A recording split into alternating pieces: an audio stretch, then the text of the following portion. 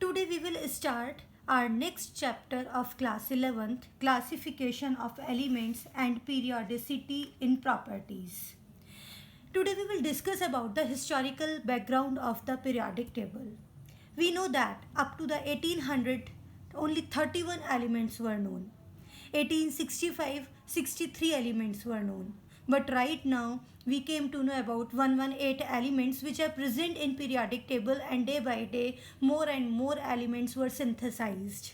Out of these 118 elements, few are natural, few are synthetic, few are man-made, and few are radioactive. All types of elements are there, and it was very difficult to find out the properties of each and every element separately. So it was the need to form a table which can accommodate all these elements in such a way that similar properties elements are grouped in a single column. That's why periodic table was constructed. In periodic table, same properties elements were grouped together in same vertical columns. Now, what is the historical background? We know about this, that firstly we studied about the Daubernier triad, and then telluric helix, Newland's law of octave, and Lothar-Meyer hypothesis. After this, Mendeleev's periodic table. And after the Mendeleev's periodic table, we came to know about the modern periodic table. So first of all, today we will discuss about the historical background. And in historical background, firstly we will discuss about the Daubernier triad. Everybody know about the Daubernier triad. In this triad means what? A group of three elements. So what Daubernier did, he made group of three elements and arranged these three elements in increasing order of atomic masses.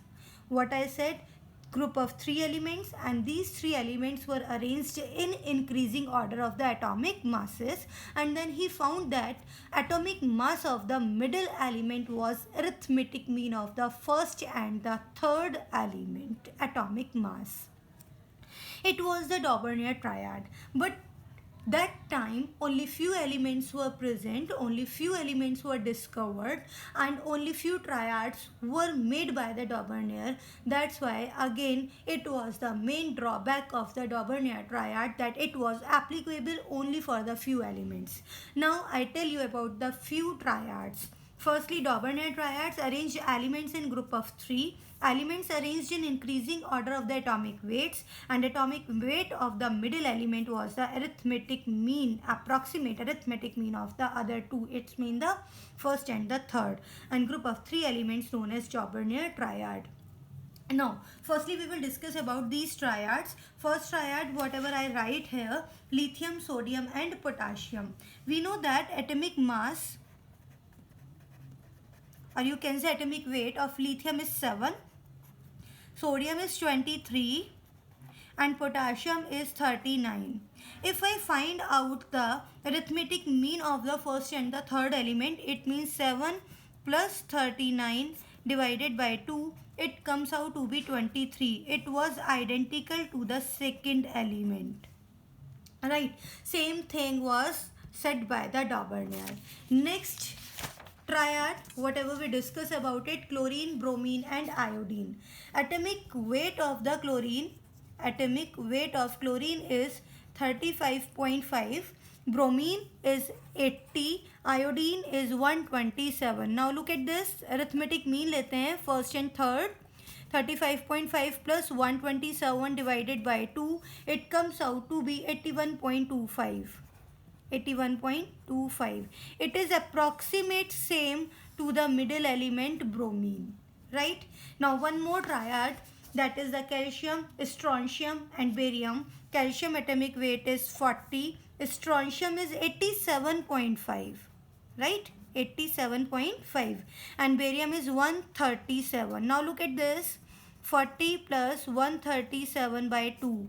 It comes out to be 88.5. Again, it is approximate same to the atomic mass of the middle element. It was the Daubernier triad that was said that all the elements are arranged in group of 3 elements in increasing order of the atomic weight, then he found that the atomic weight of the middle element was the arithmetic mean or approximate value of the arithmetic mean of the first and the third atomic weights.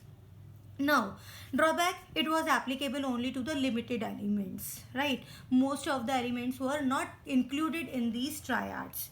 Now we came to know about the Newland's law of octave. Newland's, this is the name of the scientist. Law of octave, octave comes from the 8.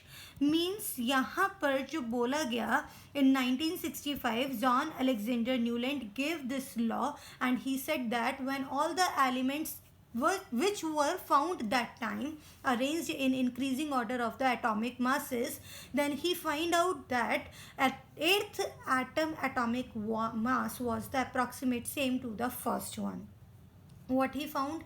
8th element properties. 8th element properties what was found to be similar to the first element properties. It was the Newland's law of the octave.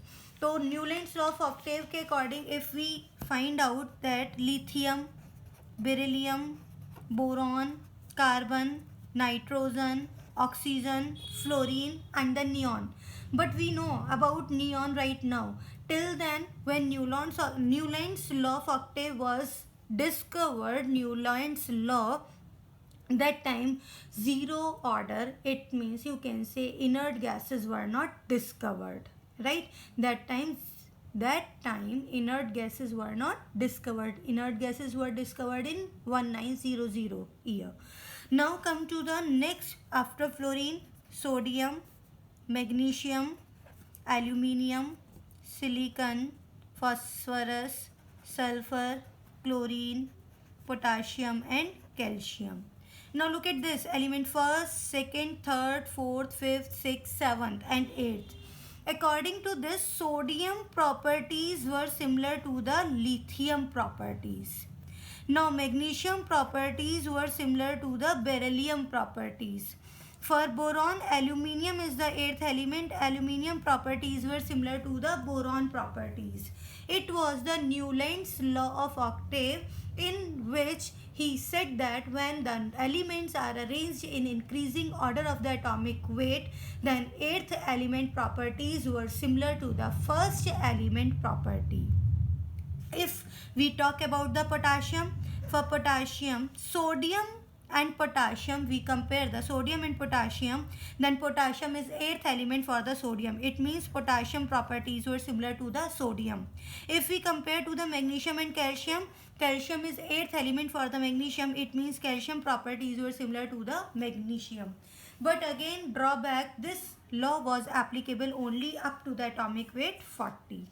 After then, we will discuss about the Lothar-Meyer arrangement. It was given in 1969 by the Lothar-Meyer, and he plotted a graph between the atomic volume and the atomic weights. When he plotted a graph between the atomic volume and atomic weights, he found some things. What are these?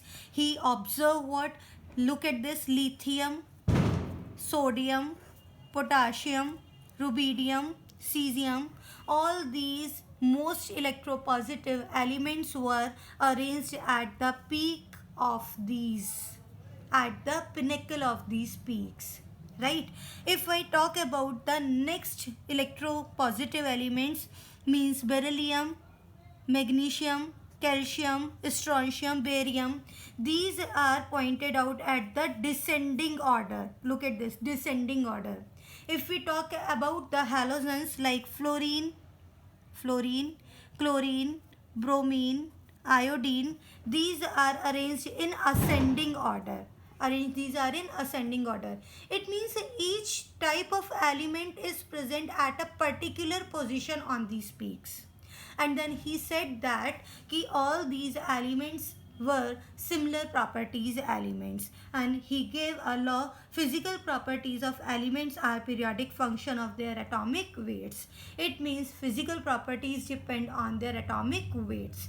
After a particular interval their properties will repeated out. After this we will discuss about the Mendeleev's periodic function and Mendeleev's periodic table, and till then goodbye.